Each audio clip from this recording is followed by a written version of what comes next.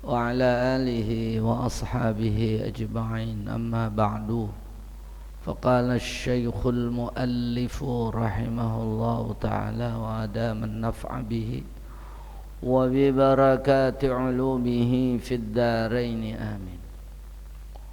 وكان أبو عبد الله المغربي رحمه الله تعالى يقول, dan adalah Imam Abu Abdillah Al-Maghribi rahimahullahu ta'ala, beliau berkata, Al-faqirul mujarridu anid dunya wa illam ya'mal syai'an min a'malil fadaili afdalu min haula'il muta'abbidina wa ma'ahumud dunya.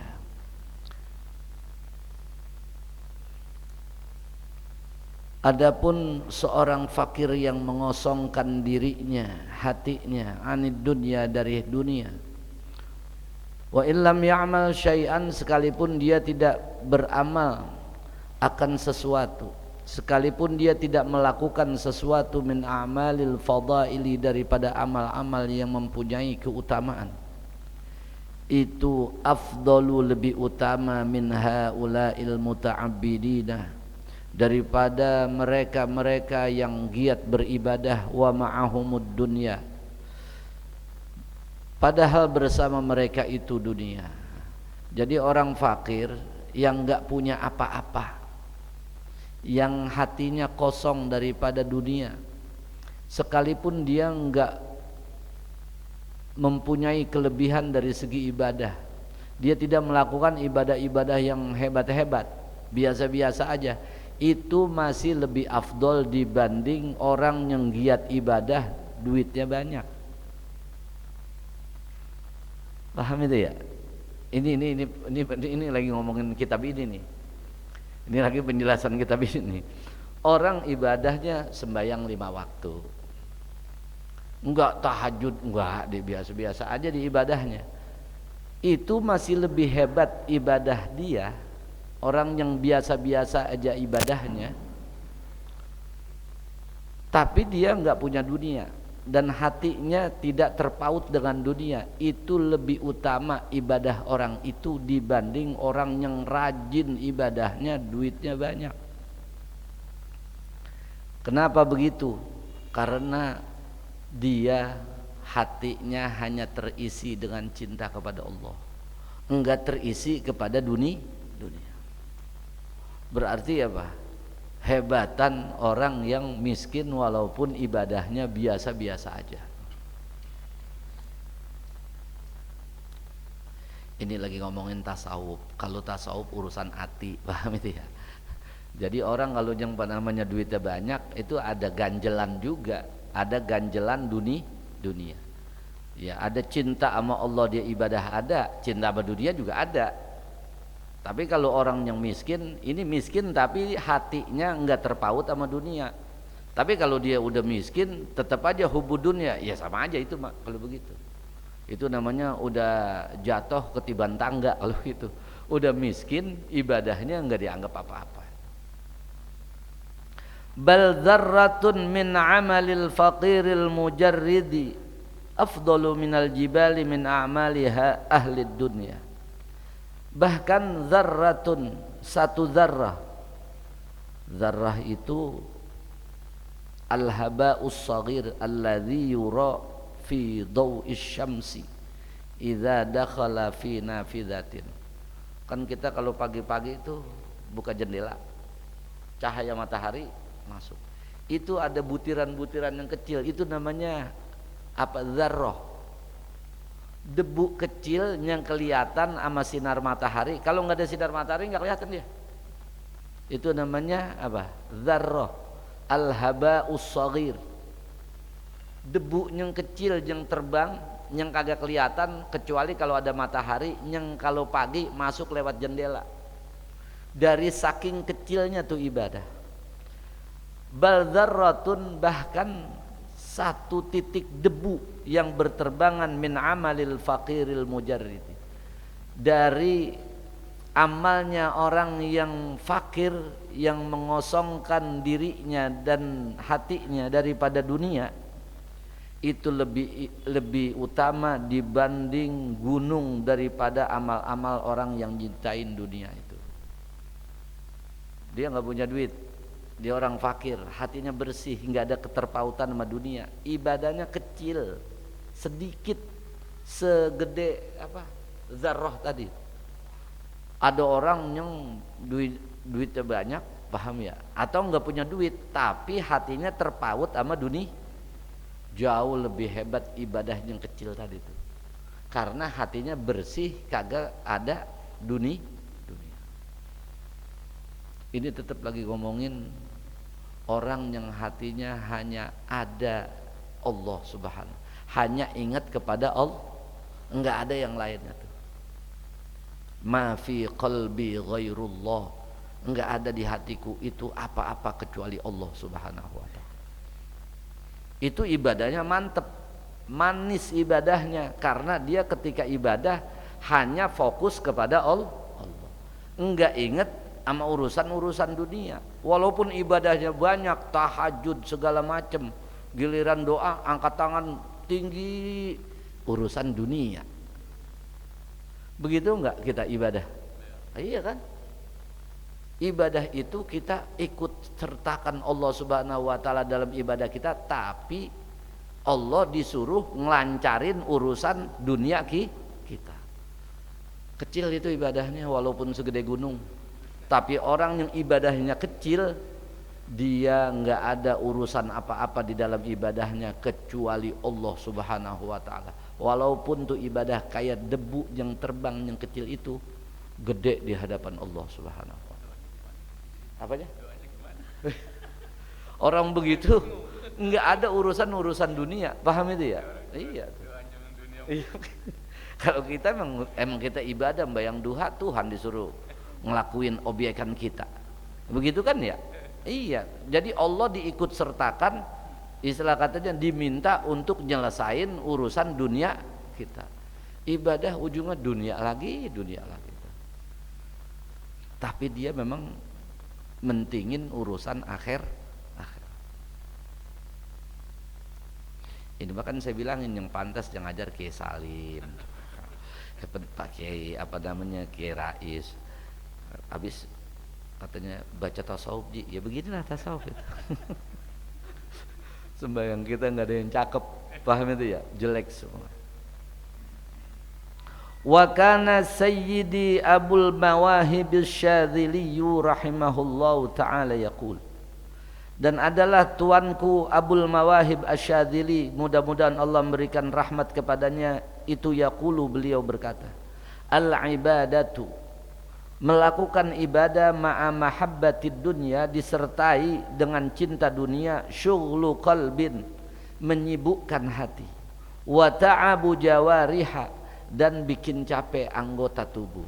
Orang ibadah tapi ada di dalam hatinya itu cinta dunia, itu cuma nyibukin hati, cuma nyapain badan kita. Ngapa emang? Ibadah banyak tapi nilainya kecil, paham itu ya? Ibadah banyak tapi nilainya kecil di hadapan Allah. Itu capek-capek doang begitu. Ibadah banyak lantaran masuk dunia ke dalam hatinya, kecil nilai ibadahnya itu. Beda tadi tuh kalau sama orang yang hatinya bersih dari dunia, walaupun ibadahnya kecil tapi nilainya besar di hadapan Allah. Fahiyya, maka ibadah itu yang masuk ke dalam hati dunia, wa in kasurat, sekalipun banyak, qalilatun, sedikit dia itu. Biar ibadahnya banyak tapi direken sedikit, karena pengaruhnya sedikit, karena rasa manis ibadah itu sedikit.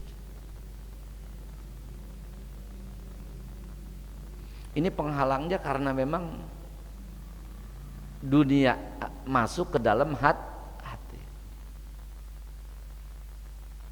Wa innama, dan hanya saja, hiya, ibadah itu yang ada cinta dunia di dalam hati, katsiratun, banyak, fi wahmi sahibiha, pada dugaan orang yang melakukannya. Itu kan kelihatannya banyak tuh amal ibadah, itu menurut yang ngerjain.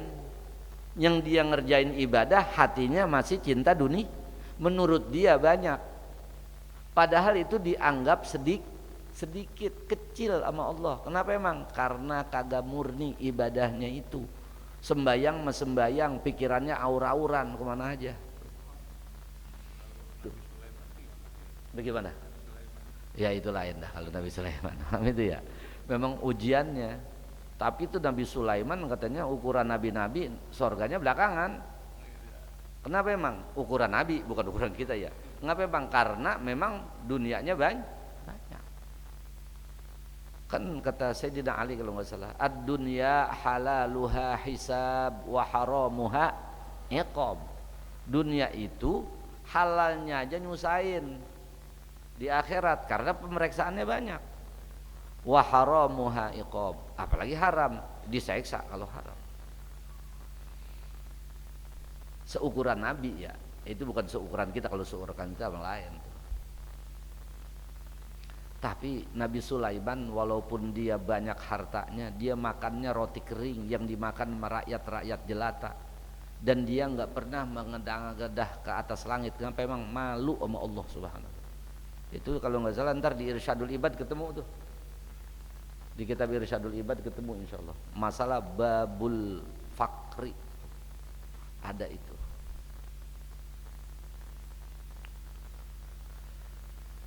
Nah romannya nih kita ibadah kita ini udah dikit ibadah ini kan yang katanya ibadah yang banyak tetap dianggap sedikit karena masuk cinta ke dalam dunia, masuk cinta ke dalam hati. Lah bagaimana ibadah kita udah dikit cinta dunia, makin habis aja udah nggak ada apa-apanya deh tuh. Yang banyak aja dianggap sedikit, apalagi ibadah kita yang sedikit masuk dunia dalam hati kita ya. Enggak ada apa-apanya ibadah kita tuh. Kalau begini kita sombong kita hilang udah. Kalau yang masih sombong juga emang dasar sengkek berarti. Emang berarti merugul udah namanya. Iya. Wahia, dan ibadah itu ibadah yang ada cinta dunia dalam hati. Suratun, satu bentuk, bila ruhin, tanpa ada ruh, tanpa ada nyawa. Wa asbahun, dan hayalan-hayalan khaliyatun, yang kosong, ghaira haliyatin, yang tidak ada kenyataan. Orang ibadahnya begitu, ibarat kata itu satu bentuk kagak ada nyawanya. Itu cuman hayalan. Menurut kita gede, banyak amal ibadah kita. Nanti bakalannya kita di sono. Wah, pokoknya nanti pahalanya gede aja. Itu kan menurut kita, itu hayalan. Kayak kita menghayal punya bini cakep, itu hayalan doang. Atau kita mau boneka cakep nggak ada napasnya, nggak ada artinya. Beda dengan asli. Suratun bila ruhin, itu cuman bentuk gambaran, kagak ada ruhnya. Ibadahnya begitu kelihatannya doang gede, padahal nggak ada apa-apanya. Penyakitnya apa? Hubbud. Orang kalau udah hubud dunia, ampe sembahyang masih keingetan dunia. Walihada, dan karena alasan inilah, tara, kau melihat, kathiran, banyak sekali, min arbabid dunia, daripada orang-orang yang memiliki dunia, yasumuna kathiran, mereka banyak berpuasa, wa yusalluna katsiran, dan mereka salat dalam keadaan banyak, wa yahujjuna katsiran, dan mereka haji dengan begitu banyak, wa laisa lahum nuruz zuhadi, dan tidak ada untuk mereka cahaya orang-orang yang zuhud, yang tidak cinta kepada dunia. Itu kita bisa banyak melihat di masyarakat, di mana saja kita bisa lihat orang sembahyangnya banyak, hajinya banyak, puasanya banyak, tapi enggak ada cahaya kezuhudan dalam dirinya. Enggak ada cahaya zuhud. Mestinya ibadah itu kan memancarkan cahaya, Pak. Ntar zuhud muncul. Kenapa dia enggak muncul cahaya dari ibadahnya? Karena dialingin ama hubbud dunya, cahaya ibadah kagak keluar. Karena nggak zuhud. Kayak kita beli bohlam yang 100 watt, itu kan terang banget. Kaca bohlamnya jatuh di lumpur, kira-kira cahayanya keluar apa enggak? Kagak. Itu yang dikatakan oleh Imam Abdullah Sya'rani itu begitu. Ibadahnya banyak, cahayanya enggak keluar. Sebetulnya itu ibadah ada cahayanya, lantaran hubbud dunya, kealingan tuh sama kotoran tuh. Wala halawatul ibadati, dan tidak ada untuk mereka manisnya rasa ibadah. Ibadahnya itu terpaksa, bukan karena manis, bukan karena seneng. Bagaimana? Iya, itu namanya ikhtiar. Paham itu ya? Kalau urusan itu nanti dijelasin zuhud itu bagaimana, ntar itu ada. Iya. Ntar sebentar lagi ada itu. Iya.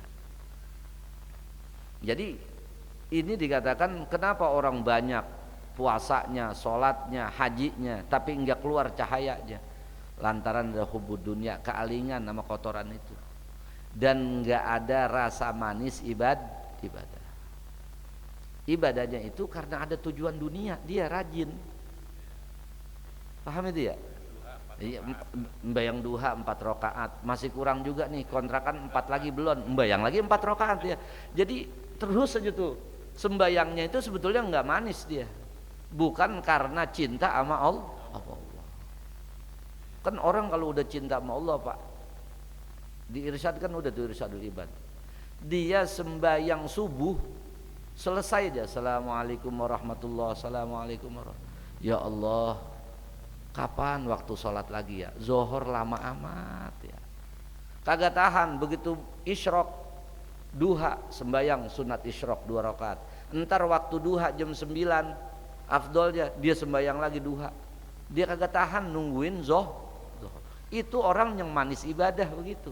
Habis sembayang zohor enggak nahan, ya Allah asar lama amat ya, itu orang manis ibadahnya. Kita berasa nggak begitu? Kagak, udah. Emang kagak berasa kita begitu. Jadi kita ditanya begitu azan asar, ya ilah, gue belum ngapa-ngapain udah asar. Itu kan seakan-akan kita nyesel banget datang waktu sholat, karena memang perasaan kita sholat itu memang satu beban buat kita, bukan rasa manis. Kalau rasa manis berarti apa? Pengen buru-buru ketemu lagi waktu karena pengen ketemu Allah Subhanahu wa ta'ala. Kayak kita bedebenan sama bini kita kan dulu begitu. Malam minggu lama banget dah. Belum malam minggu Rebo udah datang lagi. Karena memang cinta yang muncul, bukan karena terpaksa. Lah ini orang yang ibadahnya terpaksa begitu, enggak manis ibadahnya. Dia ibadah terpaksa karena apa? Dunianya kurang rapih menurut dia. Dipaksa Allah supaya bikin dunianya bagus. Kita lagi kepukul deh tuh. Ibadah kita nggak ada yang cakep udah itu mah tuh. Wa haqiqatuz zuhdi, hakikat zuhud itu fid dunya, pada dunia. Maksudnya hakikat tidak cinta pada dunia itu tarkul maili ilaiha, meninggalkan kecenderungan kepada dunia itu, bil mahabbati, dengan merasa cinta kepada dunia. Yang namanya zuhud enggak cinta hati kita kepada dunia. Itu garis besarin dulu tuh. Zuhud itu tidak ada cinta dunia dalam hati. La bi khuluwil yadi minad dunya, bukan kosongnya tangan daripada dunia, bukan nggak punya dunia. Pada dasarnya nih, yang namanya zuhud itu tidak cinta dunia, bukan nggak punya dunia. Bisa jadi orang duitnya banyak tapi dia nggak cinta dunia. Bisa jadi orang nggak punya duit tapi tebelat sama dunia. Tebelat kagak paham dah, cinta sama dunia tuh. Kan bisa jadi begitu. Orang sembayang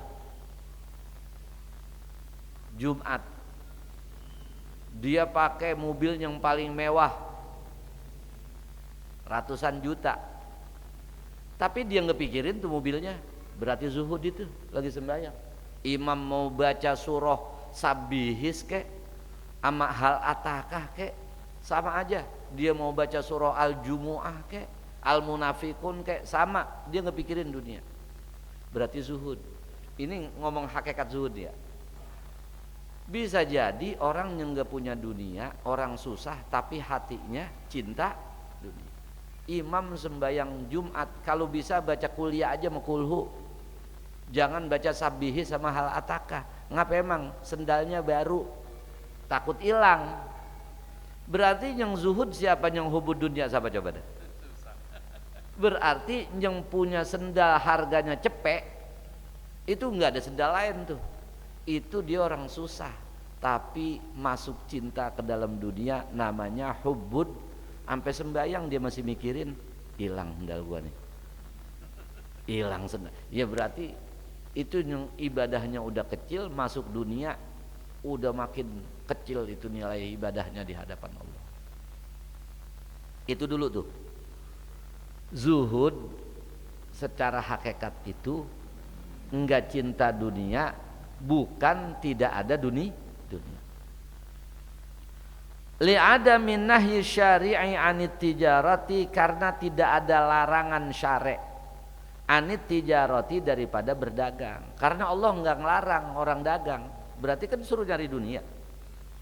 Allah enggak, Nabi Muhammad enggak ngelarang orang untuk dagang, berarti disuruh cari dunia. Wa an'ama lil hirafi, dan tidak melarang dari bekerja sesuai dengan profesinya. Cara hiraf itu hirfatun hirafun, itu di kamus dikata profesi. Kalau aki-aki orang abang nggak paham profesi itu mati. Ya udah pokoknya begitu aja. Jadi dia kerja sesuai dengan profesinya, enggak dilarang juga. Dia memang orang pinter, ya jadi dosen di mahasiswa di kampus. Oh dia ahlinya dagang, ya dia dagang, enggak dilarang. Allah enggak larang, Nabi enggak larang.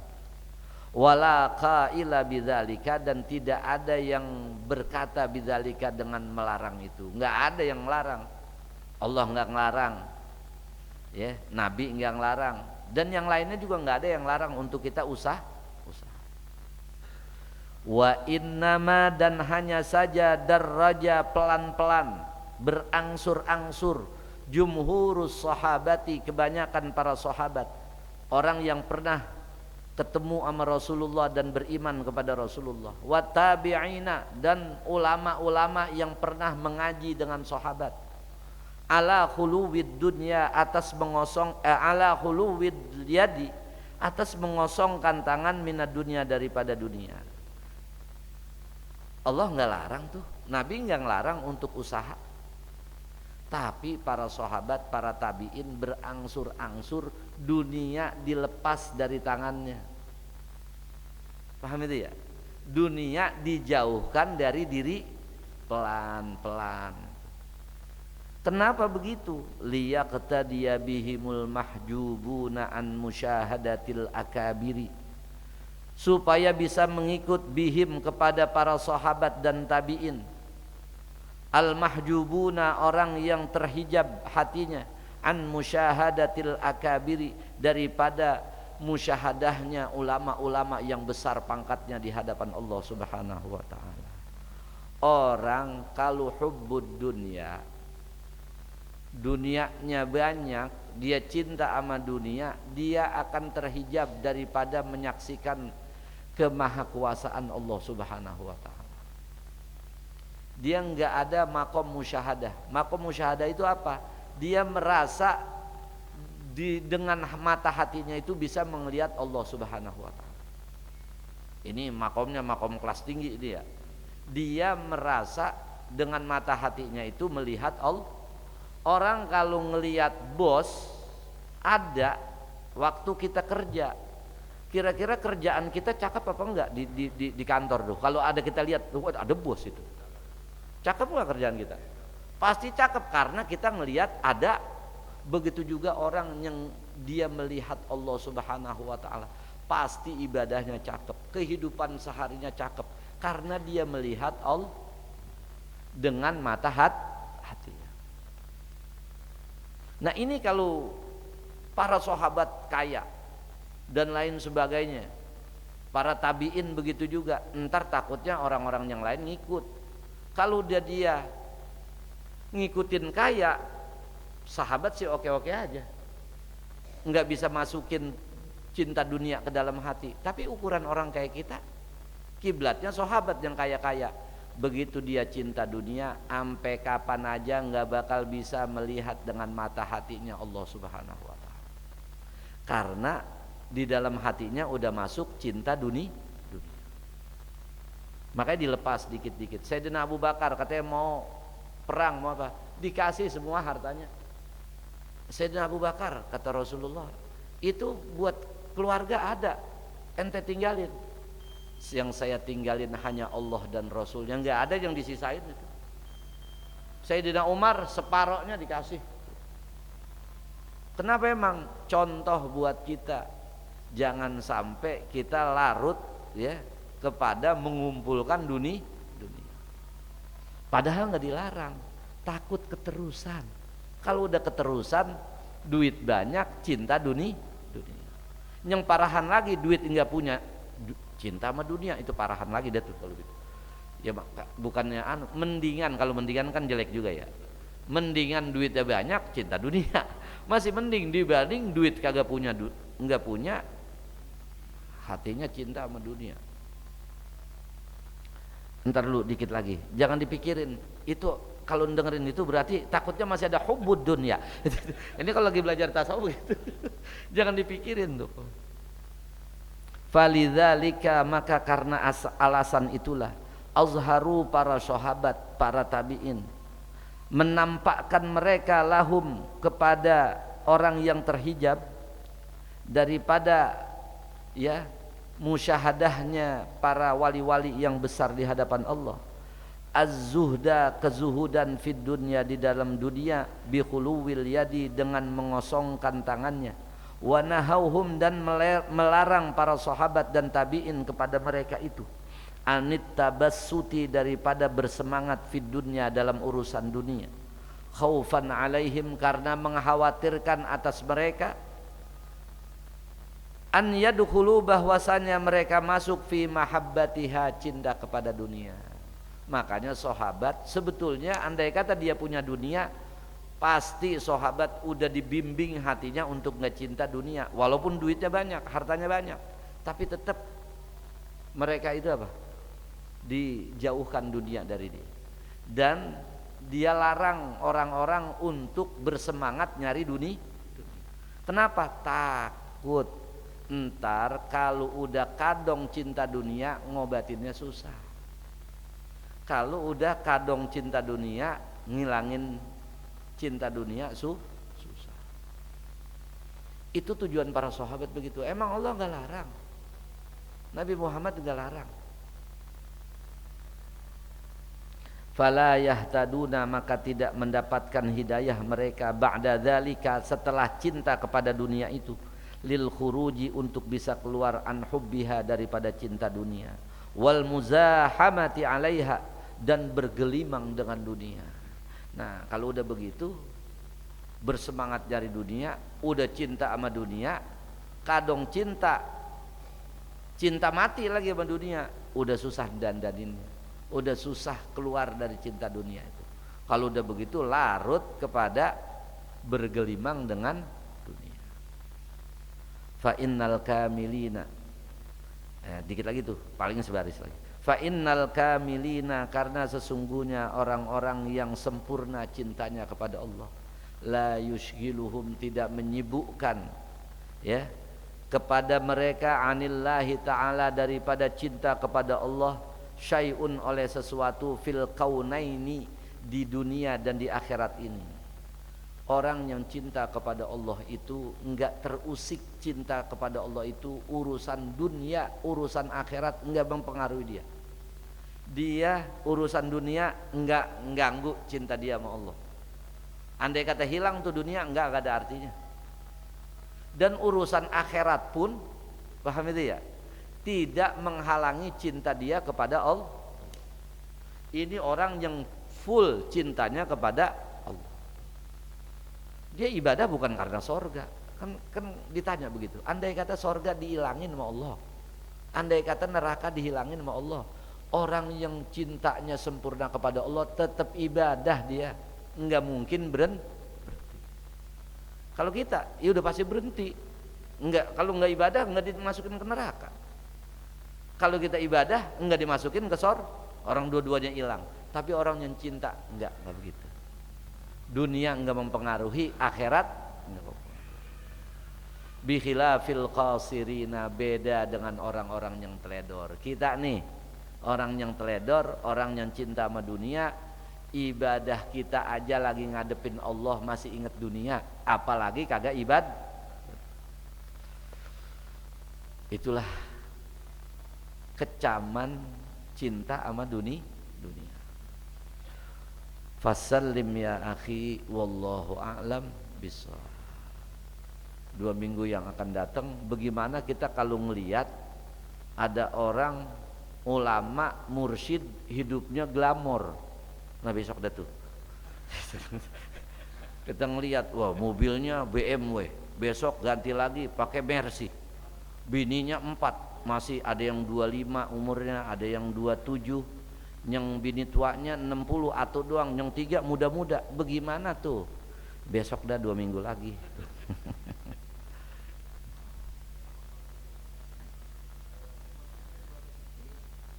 Berarti makom.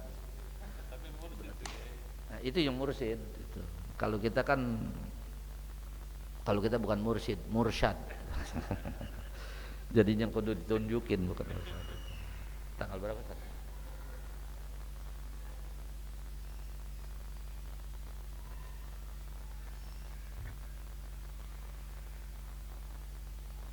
Ya setidaknya kita dengan ngaji ini bisa ngikis dikit-dikit. Orang kalau ngaji kan ingat gitu, waduh ini kalau begini sembahyang kita kecil nih nilainya, ini capek cuman ruku ini, ngapain bang, tetap bayarannya kecil. Jadi ingat kita paling kira begitu Pak. Iya kan, kalau kita lagi sembahyang kayak di pematang sawah, ketika lagi kita ingat dunia berarti kan nyeblok ke sawah. Kalau begitu kita ingat, wah iya gua ngaji malam 1 nih, balik lagi ke pematang. Ya namanya orang, ntar balik lagi nyeblok ke sawah, ya balik lagi ke pematang lagi. Masih mending daripada terus-terusan nyeblok. Mudah-mudahan Allah berikan kita hidayah dan taufik untuk bisa mengerjakan segala perintah-perintahnya dan menjauhkan larangannya. Dan demikian kita beserta keluarga besar kita diberikan husnul khatimah oleh Allah, diberikan bahagia dunia dan bahagia akhirat. Dan malam minggu besok zikir bulanan di Masjid Jami As-Sa'adah. Bagi bapak-bapak yang ada waktu, dikasih kesempatan sebulan, minggu ketiga setiap bulan. Mudah-mudahan diberikan kemudahan semuanya oleh Allah Subhanahu wa ta'ala.